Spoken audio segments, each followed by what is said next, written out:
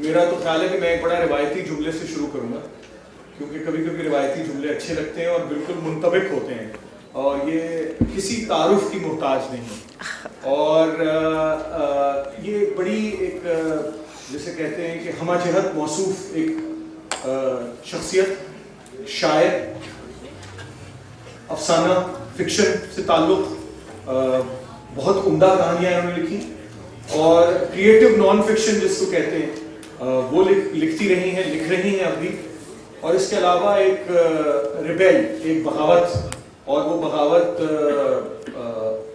جہاں سماج اور سیاست کے, ابھی پچھلے سیشن سے ذرا شاید اس سیشن میں کچھ مختلف باتیں ہوں جو لوگ یہاں موجود تھے, تو فہمیدہ ریاض کا تعلق ایک ایسے قبیلے سے ہے جس نے شعر کی جمالیات پر کسی قسم کی کمپرومائز کیے بغیر, اس کو متاثر کیے بغیر پاکستان میں ایک سماجی اور سیاسی تبدیلی کا خواب دیکھا, اور اس کے لیے ذاتی طور پر قربانیاں دیں, جدوجہد کی, اور پھر ان کی زندگی میں بہت سے ایسے مراحل آئے, چونکہ وہ ایک والٹ وٹمن نے کہا ہے کہ ان پر ایک آج کل ایک تنقید بھی ہو رہی ہے, اور کہ بھئی یہ ایک دم سے ایک طرف تو یہ مارکسزم کا وہ درانتی اور ہتھوڑا, ایک ہاتھ میں درانتی ایک میں ہتھوڑا لے کے پاکستان کے گلی کوچوں میں اور بلکہ جنوبی ایشیا میں رقصہ تھی, اور اب جو ہے یہ دیوان شمس تبریز کا ترجمہ انہوں نے کر دیا, فروغ فرمزاد کا پہلے کیا جو کنٹمپریری ہیں فارسی سے,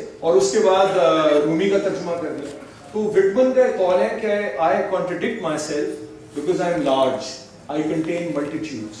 انسان جو ہے اس کی یہ طے نہیں, یعنی کوئی ایک زندگی جو ہے وہ کوئی ایک ایسا جامد کوئی نہ تو ہوتی ہے نہ ہونی چاہیے, اور جو لوگ لکھتے پڑھتے سوچتے رہتے ہیں وہ مسلسل مختلف جہات میں آگے بڑھتے رہتے ہیں, اور میرے لیے بہت ہی اٹ از اے پریولیج کہ آج ان سے مجھے یہاں پروگرام, اور آپ یقین کریں کہ یہ جو ابتدائی گفتگو ہے اس کے بعد میں بالکل بات نہیں کروں گا, اور لیکن میرے لیے بڑا خوشی کا باعث ہے. میرے لیے دو نہایت کراچی لٹریچر فیسٹیول کا جو ہمارے منتظمین ہیں ان کا میں بہت شکر گزار ہوں, کیونکہ انہوں نے مجھے دو اس طرح کے موقع فراہم کیے کہ میں اپنے عہد کے نہایت وقی اور ممتاز لوگوں کے ساتھ شریک گفتگو ہوا اسٹیج پہ.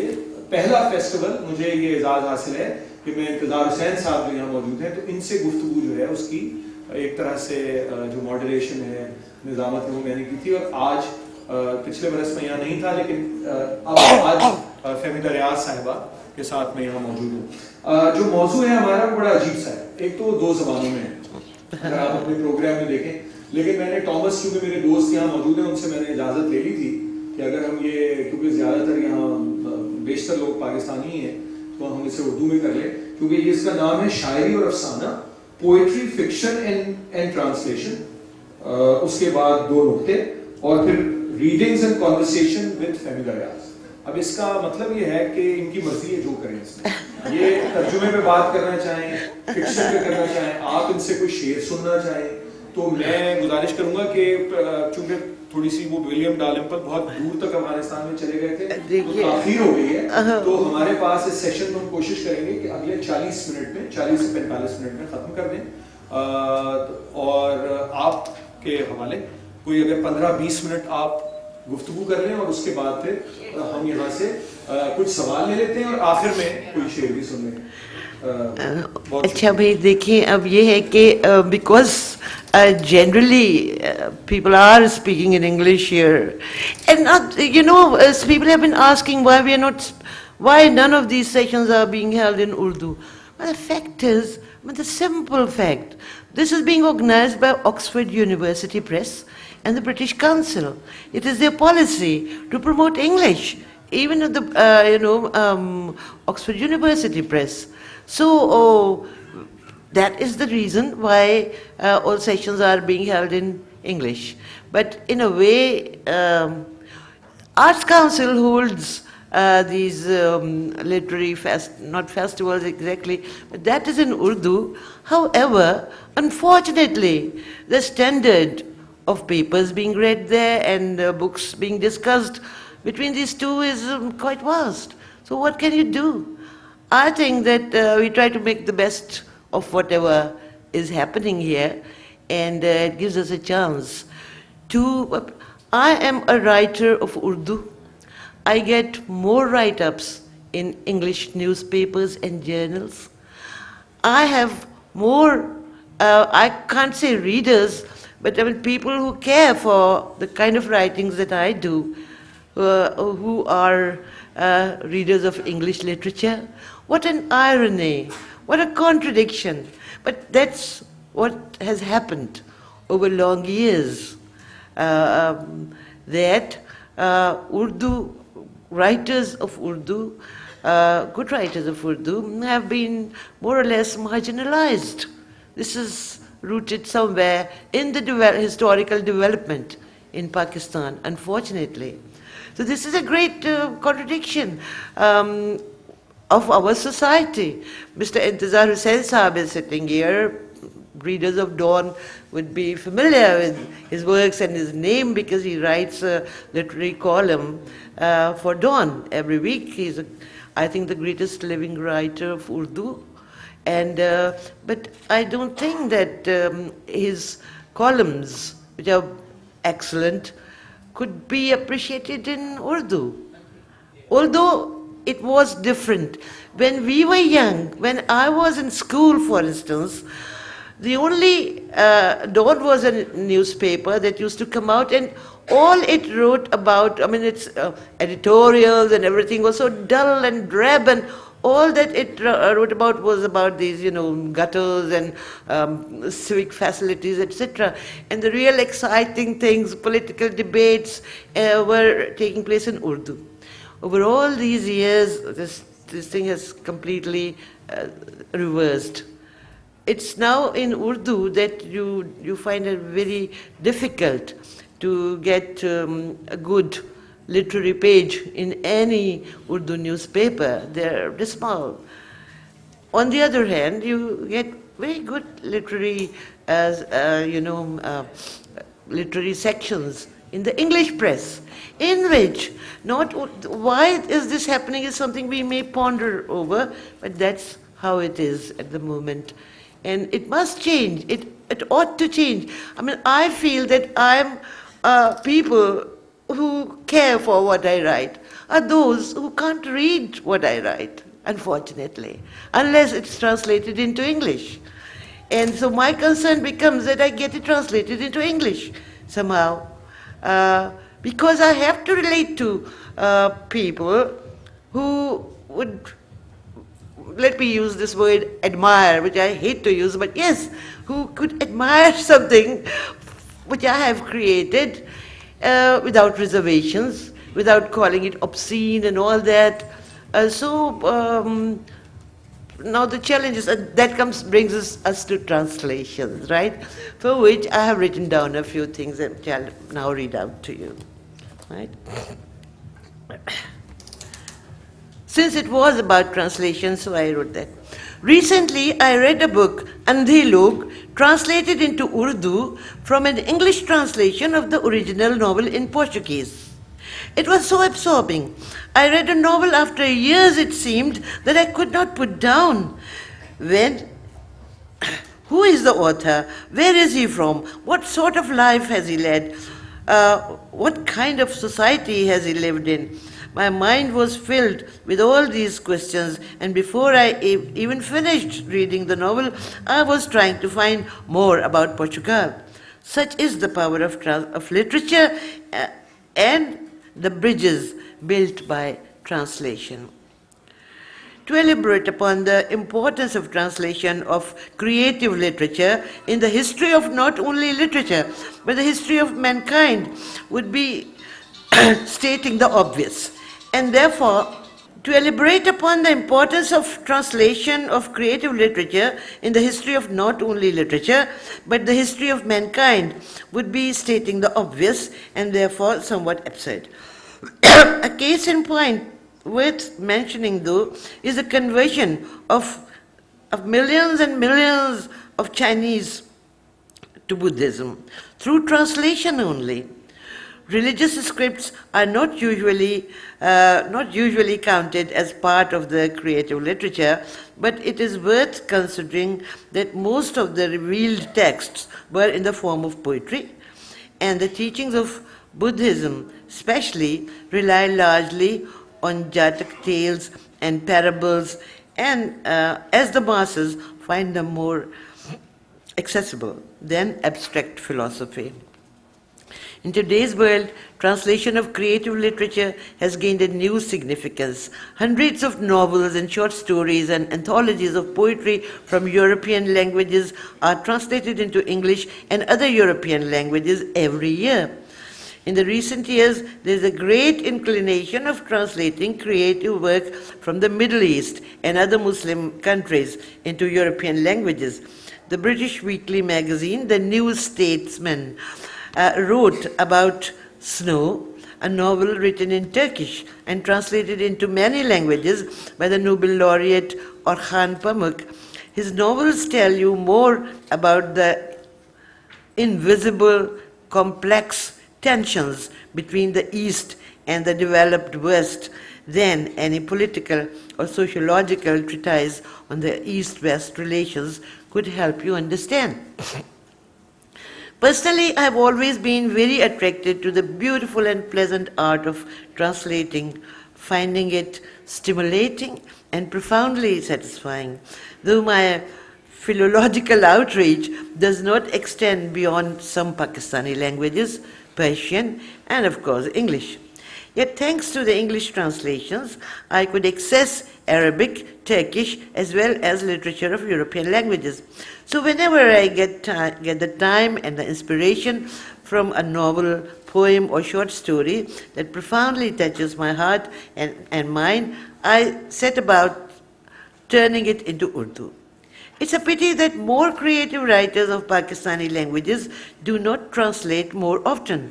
My dear friend Ahmed Faraz was once very much against my wasting time in translation.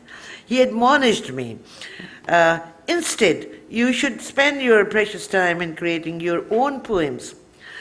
Somehow, many Urdu writers think it beneath their creative status to translate other poets and writers.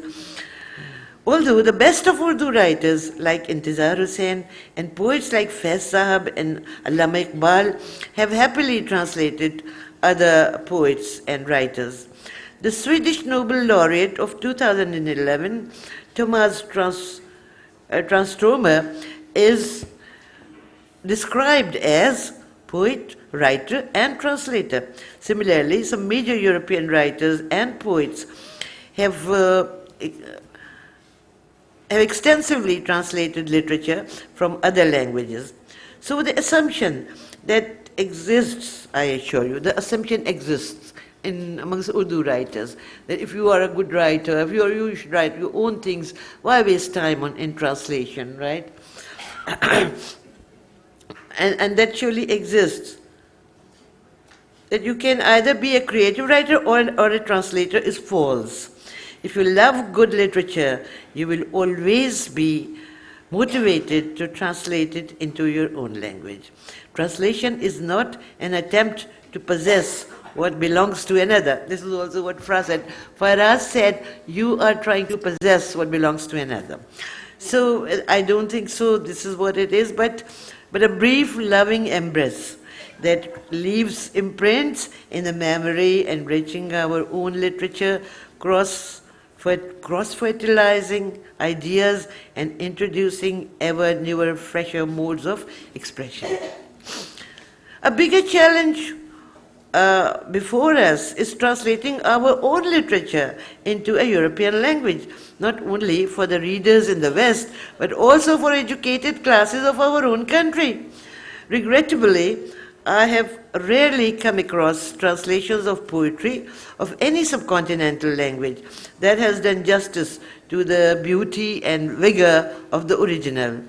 This difficulty arises not only because of the difference of linguistic culture, but I think also because the translator himself or herself tends to overlook the finer nuances of the original text, because unconsciously it is taken for granted.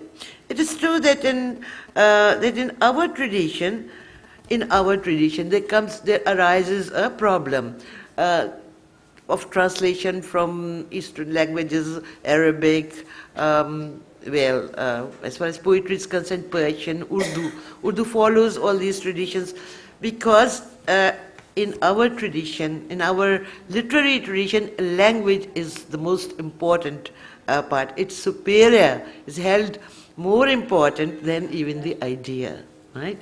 And it's believed that idea can emanate from language itself. So it becomes very difficult to translate it into European languages. Yet, language has supremacy over even the idea, expresses in the verse, and the untranslatable turn of the phrase invokes in our mind several dimensions of the meaning that makes the verses great for us. Yet, a successful translation of our poetry and fiction is something worth trying for. Last year, I was given an opportunity to translate a selection of Shah Abdul Latif's Bhitai into English verse. Needless to say, I was extremely nervous at the prospects and approached the splendid works of this great Sufi saint with literally trembling hands. Nor do I claim to have reached anywhere close to the perfection of his kalam. However, if you allow me, I would like to read out some of the translations that I have done. Right? I have translated from Persian, and I have even earlier translated from Sindhi. I translated about 400 verses of Sheikh Ayaz. But then Sheikh Ayaz was ended. Before that, of course, Farrukhzad, and then Rumi. But as they say, I mean, she was a Marxist, and now she's a Rumiite. It all depends upon your understanding of Sufism, right? I mean, it's so all-embracing that probably it has all this Marxism within it. That's the way I felt. That's my interpretation of Sufism, which I which I learned from the works of Rumi. But that also made it a little easier to try to translate Shah Latif Bhitai. Actually, I even wrote the impressions, and I think I sent them to Haris, and he could perhaps tell you something about them when I was, because you see, the language of Shah, Ayaz's poetry was in Sindhi, but that's modern Sindhi. Now, the poetry of Shah Latif is about 250 years old, and it's quite different than modern Sindhi. But then there are glossaries, and then there are glossaries of terms, so it was all there to help me. Since I believe many amongst you do not understand Sindhi, therefore I would not read the text, because I don't think you could follow it. But here I would just read out a few of the verses, and would in fact want to know if there is some poetry in it. Now, these are the verses from Sur Khambat. All the poetry of Shah Latif has been written in ragas, in different ragas, right? And I will just read it out to you, and then let us see if something is communicated to you. Wishes are not friends.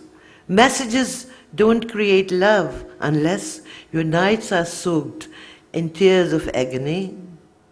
Retracing your steps would be an insult for you. You loved the wayfarer. You will weep copiously. Bright as the night, the lent even, dear camel, saunter on. I'll feed you musky cardamoms and sandalwood. When we whisper softly and intimately, do not disclose at all to anyone else. Proudly go on. We will be the envy of all our rivals. The moon is full again tonight, the night is bright. He will come to my home tonight, so have I heard. My home is ever so graced. Ah, the rivals are smitten with jealousy. The full moon of the 14th night again is ordained to rise, and it is my turn for his visit. When the cool dewdrops brush the realm of the night, in the early hours before the dawn, my darling came to me.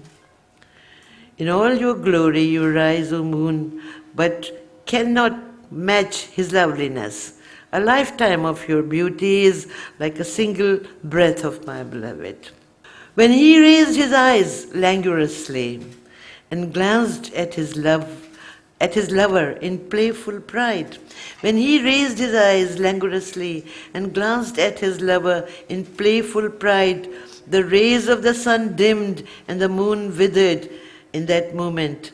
The constellation dispersed in the sky, and the light and the jewel diffused in that splendor of beauty. Look, he is there, in that star, in that very place. He is like honey, and honey never turns bitter. Look, there he is, in that star, in this very place. My love is like the delectable taste of honey, and honey never turns bitter.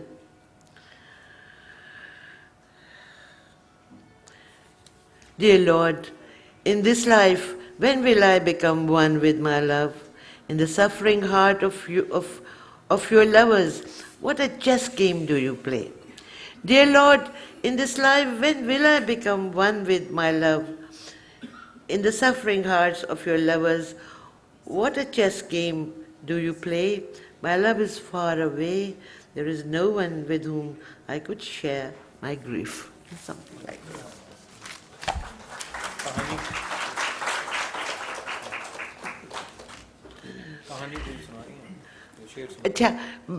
It was difficult because, you see, this should be read with footnotes. Because the poets, the Sufis have their own parlance, and the ordinary words begin to mean something else with them, right? So, this, for me, the challenge was to translate it, to translate not only the language, the images, but also the Sufic thought in it. And that's possible only, I think, with some footnotes, some explanations with it. Well, I will read out to you a story also, just it's here with me. But that's not translation, although it is based on a translation, because this story was inspired by a book of history. It was called Seljuk-Nama. और सल्जूक-नामा जो है वो medieval history थी. फहमीदा की अभी एक किताब सब लालो गोहर, कोई कितने साल की शायरी है वो, कुलियात सब लालो, सन 2000 तक की शायरी, वैसे कुछ चीज़ें उसके बाद भी हैं, वो अभी पब्लिश किए संगमीन ने. वो मेरा ख्याल है यहाँ पता नहीं दानियाल के स्टॉल पे मेरा ख्याल है मौजूद है कि नहीं है मौजूद शायद. भाई देखिए, वो तो ये है, मगर मैं आपको एक अपनी नई नज़्म सुना. जी जी बिल्कुल, इरशाद. अच्छा देखिए, आपको ये तो पता होगा कि मैं काफ़ी इतने मेरे पास मुकदमात चलते रहे हैं, तो वो जो है वो कुछ सियासी नज़मों की वजह से चलते, तो ये कुछ सियासी सी तो हैं जी. छोटी सी नज़्म है. ये है 1912 की पहली नज़्म. एक अजीज दोस्त ने मेरे अश्क पहुँचकर आज मुझसे ये कहा, यूं न दिल जलाओ तुम. एक अजीज दोस्त ने मेरे अश्क पहुँचकर आज मुझसे ये कहा, यूं न दिल जलाओ तुम. लूट मार का है राज, जल रहा है कुल समाज, ये फजूल रागनी मुझको मत सुनाओ तुम. बुर्जुआ समाज है, लूट मार चोरियां इसका वस्फ खास है, इसको मत भुलाओ तुम, इनकलाब आएगा उसकी लो लगाओ तुम, अपनी जिल्लतों का बोझ शान से उठाओ तुम, रोमियो की है जो रस्म उस पे रोम में चलो, माल कुछ बनाओ तुम, खाई से निकलने की आरजू से पेशतर देख लो जरा जो है दूसरी तरफ गढ़ा, आज हैं जो हुक्मरां उनसे बढ़ के खौफनाक उनके सब रकीब हैं, दंदना रहे हैं जो लेके हाथ में छुरा, शुक्र का मुकाम है मेरी मस्क लाश आपको अभी मिली नहीं एक गली के मोड़ पर।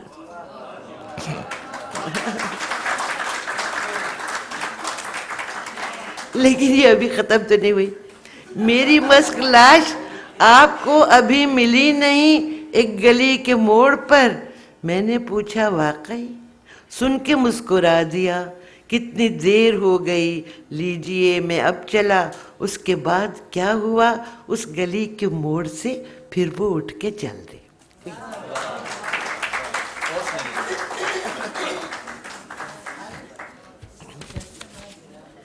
मुजस्सिमा गिरा मगर मुजस्सिमा गिरा। अगर आप लोग ये शाम के मुशायरे में हो तो मैं सुना दूं आपको। मुझसे किसी ने कहा था जोश साहब पर, मतलब जोश साहब का एक मुशायरा किया था पाकिस्तान टेलीविज़न ने। वहाँ तो मैं जा नहीं सकी, पढ़ नहीं सकी, लेकिन अगर आप कहें तो मैं आपको सुना दूं ये जोश साहब पे नज़्म जो एक है। हाँ सुनाइए इरशाद। जोश मली आबादी। पहलू में शिकस्ता दिल लेकर वो नए वतन में आए थे। पहलू में शिकस्ता दिल लेकर वो नए वतन में आए थे, कितनी यादें क्या क्या कदरें वो अपने साथ ही लाए थे। तारीख के एक दौराहे पर सदियों को पिघलते देखा था, गंगा जमुना की बोली को मिट्टी में मिलते देखा था। जाने पहचाने लोगों को एक पल में बदलते देखा था, अपने तहजीब व तमद्दुन को पैरों से कुचलते देखा था। क्या सोचा था और क्या पाया, एक जख्म था गहरा सीने में, धरती में महक थी अब भी वही, पर लुत्फ नहीं था जीने में। लेकिन इस नए वतन में भी उनको न कोई पहचान सका, कुछ और यहाँ का नक्शा था जो कद्र न उनकी जान सका। आज़ादी की तहरीक में वो एक शोले जवाला थे अगर, परवाह यहाँ किसको, परवाह थी यहाँ किसको इसकी, था वक्त नया और नई डगर। हर बात के जिस पर नाजा थे खो बैठी यहाँ अपने मानी, जो मार रहे थे हाथ बड़ा ठहरे थे वही किस्मत के धनी। जो उनकी फिक्र के साथी थे जिंदा थे उनकी किस्मत में, जो वारिस थे इस धरती के थे उनसे ज़बूतर हालत में। था कौन जो उनके जज्बे की और फिक्र की कदर यहाँ करता, जो करता उनकी दिलदारी जख्मों पर दस्ते करम धरता। लेकिन वो अपने दरीचे में मासूम चिराग जलाते रहे, सूरज को और हवाओं को वो अपना गीत सुनाते रहे। दानिशमंदी और इल्म का वो पैगाम हमेशा देते रहे, बदले में सब्र तहम्मुल से दुश्मनों के तोहफे लेते रहे। कब रास आए हैं शायर को बेबाक सुखन खुश गुफ्तारी, थे जोश के बस में कौन मकां पर बस की नहीं थी अय्यारी। वो मसलहतों में कैद न थे मखूर रहे मातूब बने, जब जान सुपुर्द खुदा कर दी मैयत से भी हाकिम वक्त डरे। एक गौर में जोश है खाबीदा, लेकिन वो दिन भी आएगा जब उनके कलाम में पोशीदा जौहर जिंदा हो जाएगा। महसूस करेंगे अहले वतन गुमराही बस भटकाती है, जज्बाती खोखले नारों से कब कौम कोई फल पाती है। जो जोश ने राह दिखाई थी मंजिल तक वो ही जाती है. शुक्रिया.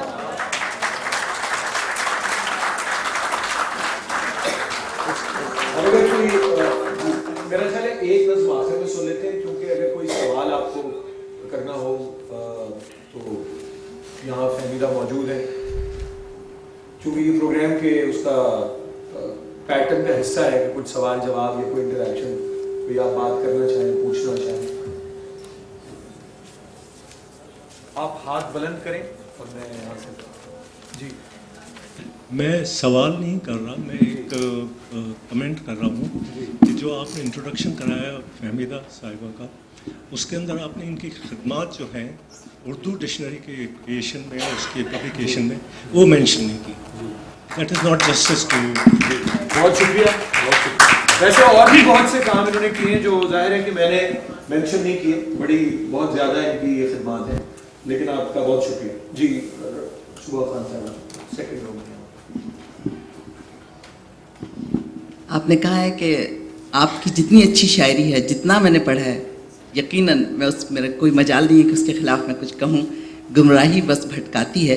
मुझे ऐसा लगा कि अगर उर्दू के तहफ़्फ़ुज़ के लिए आप लोग काम नहीं करेंगे, ऑक्सफोर्ड यूनिवर्सिटी और ब्रिटिश काउंसिल के सामने पाकिस्तान में आप हथियार डाल देंगे तो उर्दू का तो कोई मुस्तक़बिल नहीं. और ऐसा लगेगा जैसे आप लोग उसी स्नॉबिश क्लास में शामिल हो गए हैं और दरबारी ज़बान की आप कहते हैं कि वाह वाह करें. जितने आपकी किस बात पे ताली बजी जब आपने उर्दू बोली, इतनी लंबी आपने अंग्रेजी में बात की, मैंने कोई ताली नहीं सुनी. आपने जब उर्दू में बात की, इसका मतलब है कितने लोगों ने ये समझा. तो बड़ी माजरत के साथ मुझे ये बहुत है, अगर आप उर्दू में पूरी बात करते हो, इससे कहीं ज़्यादा तालियां बजती. और आप कहें कि उर्दू जिंदाबाद, हम कहीं भी.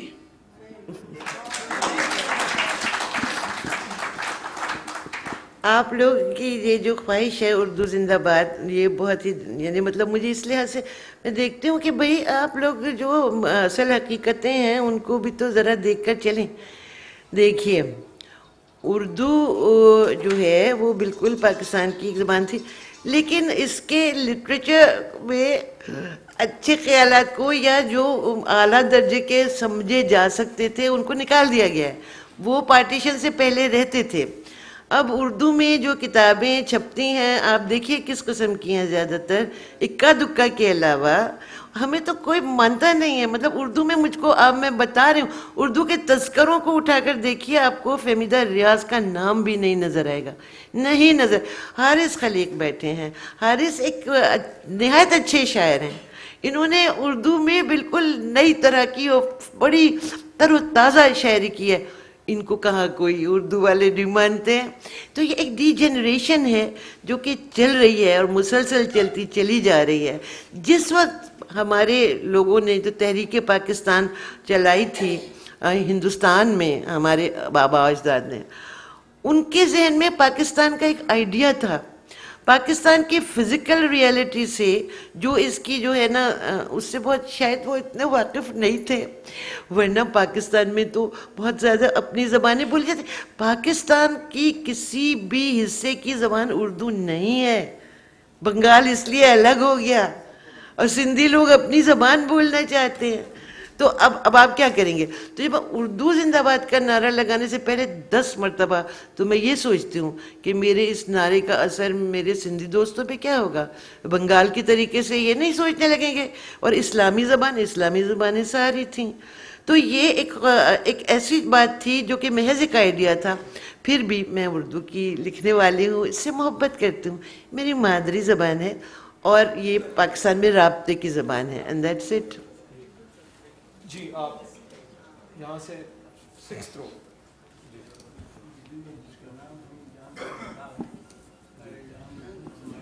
हाँ, बस ये दो तीन सवाल बस लेके उसके बाद फिर एक से नज़्म सुनते हैं. और चूँकि जी अस्सलाम वालेकुम Mahmooda Fahmida, I am so sorry. मैं ये कह रही थी कि अभी जो इंट्रोडक्शन हुआ था ब्रिटिश काउंसिल के वहाँ पे ऊपर तो वो ये कह रहे थे कि रूरल एरियाज़ में और स्पेशली बच्चों के लिए ब्रिटिश काउंसिल जो है वो रीडिंग बुक्स का इंतज़ाम कर रही है. ये सारी चीज़ें जो है वो ब्रिटिश काउंसिल जो कर रही है कि वो देहाती लोगों के लिए और इन लोगों के लिए कर रही है. तो देहाती लोगों की ज़बान तो उर्दू है. उर्दू एक लश्करी ज़बान है, आप जानते हैं कि उसका बैकग्राउंड क्या है. ہمارے پاکستان کو اردو یہ نہیں کون سے آتی. دیہات کی؟ اب سندھ کے دیہات کی تو نہیں ہے اردو زبان، یہ جو سندھی ہے. اردو جو ایک لشکری زبان ہے، ہمارے پورے پاکستان کو اردو نے ہی یونائٹ کر کے رکھا ہوا ہے. آپ دیکھیں، میں اس وقت پولیٹیکل تو نہیں ہو رہی ہوں، لیکن جو بھٹو صاحب جب تقریر کرتے تھے تو وہ اردو میں ہی کرتے تھے، اور انہوں نے جس طرح ماسز کو اٹریکٹ کیا تھا وہ اردو کی وجہ سے کیا تھا. پوائنٹ میرا یہ ہے کہ جس طرح برٹش کاؤنسل بنی ہے، ہمیں ایک پاکستانی کاؤنسل بھی بنانی چاہیے. ضرور. یہاں بنی ہوئی ہے دفاع پاکستان کاؤنسل کا، اس کا بہت بڑا جلسہ ہے. اچھا، عذرا عباس صاحب فرسٹ رو رائٹ کارنر.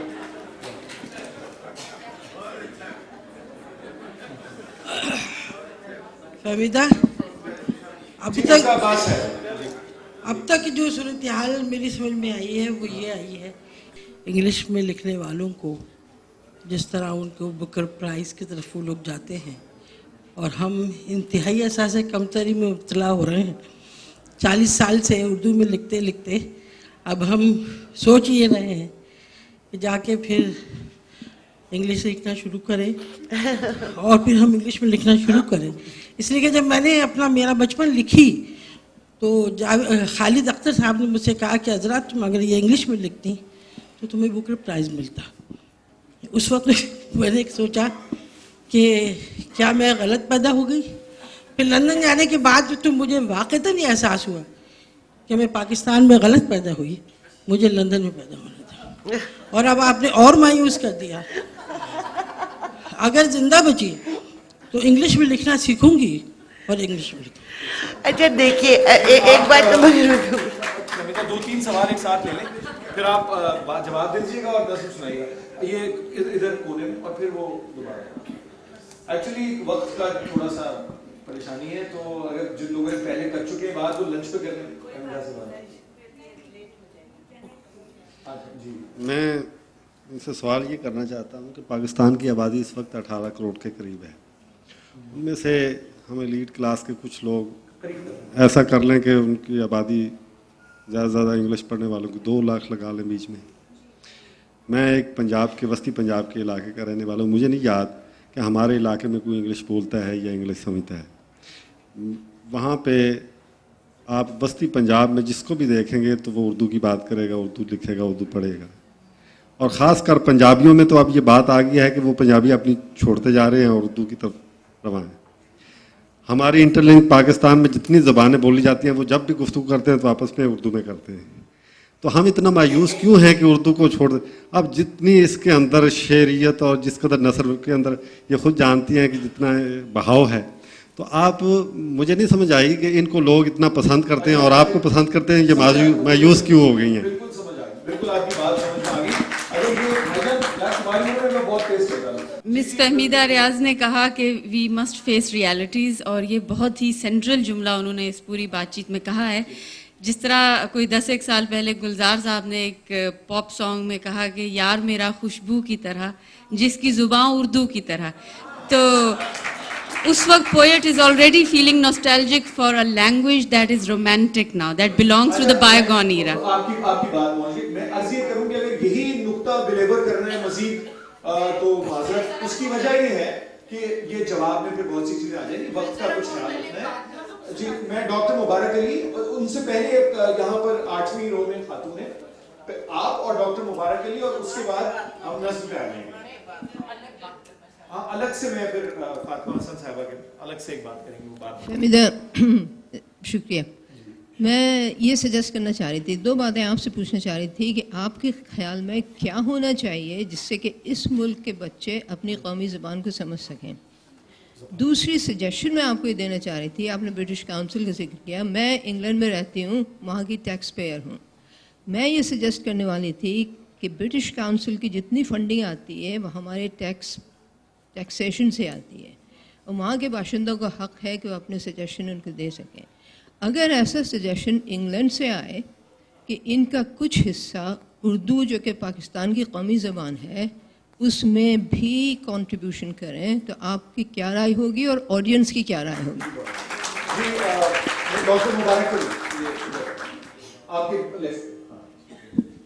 جی ایک بہت مختصر سی بات یہ ہے کہ ایک پنجاب سے ایک صاحب ٹیگور سے ملنے گئے تو ٹیگور نے پوچھا کہ اقبال پنجابی میں شاعری کیوں نہیں کرتا.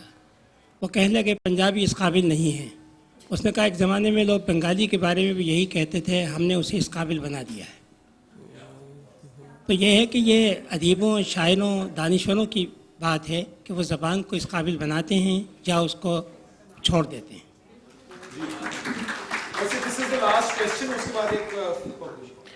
بالکل ایک مختصر کامنٹ فاطمہ سے. میں معذرت کے ساتھ جو انہوں نے کہا تھا, میں ان کا نام بھول گئی ہوں, جو ابھی کھڑی ہو کے بکرس پرائز کے بارے میں بات کر رہی تھی, جی عذرا عباس صاحبہ کے بارے میں, کہ نا کیا رائٹر کی زندگی کا مقصد صرف بکر پرائز لینا ہے؟ جی بہت بہتر. انہوں نے ایکچولی اس کے برعکس بات کی. انہوں نے کہا تھا کہ ہم یہاں بحث کرنے کو نہیں جمع ہوئے ہیں. میں صرف اتنا کہنا چاہتی ہوں کہ ابھی اس سے پہلے جو لیکچر تھا وہ چینجنگ پیراڈائم پہ تھا, اور میرا خیال ہے فہمیدہ نے بھی یہی بات کی ہے کہ جس طرح سے پیراڈائم چینج ہوا ہے, لٹریری پیراڈائم پوری دنیا میں, اس میں اردو کے ناقدین نے ساتھ نہیں دیا ہے. اور جو بھی ایسا کچھ لکھ رہے ہیں کہ جس میں نئی عہد کی حیثیت ہے اور نئے عہد کا اسلوب ہے, اس کو اگر کوئی ساتھ دے رہا ہے تو وہ انگریزی والے دے رہے ہیں. اور اس کا بڑا ثبوت ڈان اخبار کا لٹریری پیج ہے, اور اردو کے کسی اخبار میں ایسا صفحہ نہیں آ رہا ہے. تو یہ یہی کہنا چاہ رہی ہے کہ ہم اگر ہمارے ناقدین اگر اس کا ساتھ نہیں دیں گے تو پھر انگریزی کی طرف جانا پڑے گا. جی بہت شکریہ. جی فہمیدہ ریاض کی طرف پہلے آ جائیں, پھر انگریزی کی طرف چل جائیں گے. اس کے بعد اب ہم کوشش کرتے ہیں کہ اگلے 5-7 منٹ میں یہ گفتگو مجھے یہ احساس ہو رہا ہے کہ انہوں نے جو اتنی لمبی گفتگو انگریزی میں کی تھی اور اردو توقع کر رہے تھے کہ یہ اردو کی شاعرہ ہیں, تو اب جو یہ رد عمل آیا ہے تو میرے خیال میں اس ہاؤس کی ان کے خلاف یہ قرارداد مذمت ہے.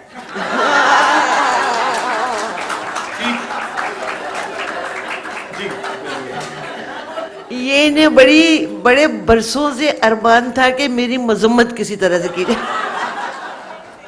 آپ لوگوں نے موقع دیا. نہیں, دیکھیے میرا یہ خیال ہے کہ انگریزی ایک انٹرنیشنل زبان ہے. آپ نے یہ فیکس کی بات کہی, ارے بھائی عرب ملکوں سے کس زبان میں فیکس آئے گا اور ترکی سے کس زبان میں آئے گا؟ تو یہ تو ایک دنیا کے جیسے اردو یہاں پہ رابطے کی زبان ہے, انگریزی بھی ایک دنیا کے رابطے کی زبان ہے. اور as it is at the moment یہ پاکستان کے اندر, مجھے ہندوستان کا پتہ نہیں ہے کہ ہندی میں کس طرح سے کیا جا رہا ہے, مگر پاکستان کے اندر تو جو ہے وہ انگریزی وہ زیادہ مطلب ماڈرن خیالات کے بھی اظہار کا ذریعہ بنی ہوئی ہے.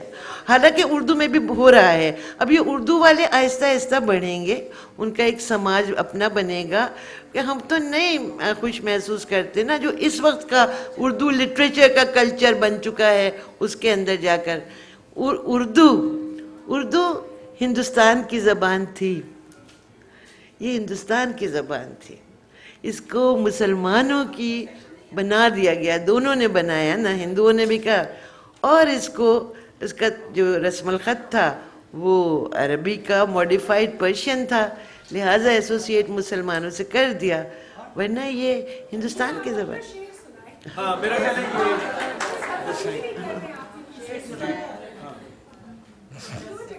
You don't have to agree. لیکن یہ کہ آپ اگر کوئی نظم, بھئی آپ لوگوں نے جو موضوع رکھا تھا وہ ترجمے کا اور اس طرح کا تھا, اس میں شاعری بھی ایک جگہ لکھا ہوا ہے, پہلا لفظ ہی شاعری, مگر وہ ترجمہ تھا. پروگرام میں لکھا ہے شاعری اور افسانہ, اور پھر شاعری کو انگریزی میں دوبارہ لکھا ہے پوئٹری, فکشن اینڈ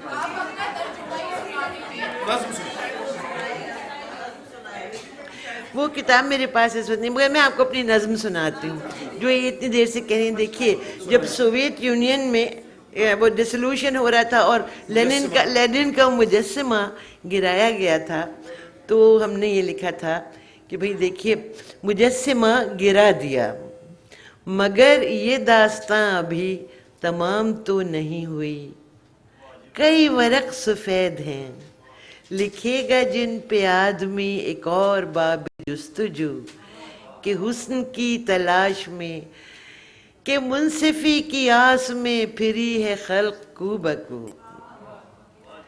دکان میں کتنا مال ہے, دکان میں منصفی نہیں, دکان میں دلبری نہیں, ابھی پہر ڈھلا نہیں, ابھی ہیں قافلے رواں, دلوں میں ثبت ہے نشاں.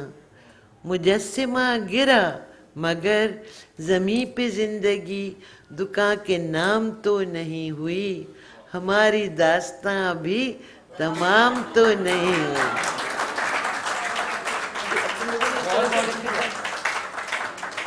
خواتین حضرات بہت بہت شکریہ. اور میرا خیال ہے 2 بجے نئے سیشنز دوبارہ شروع ہوں گے لنچ کے بعد. بہت شکریہ.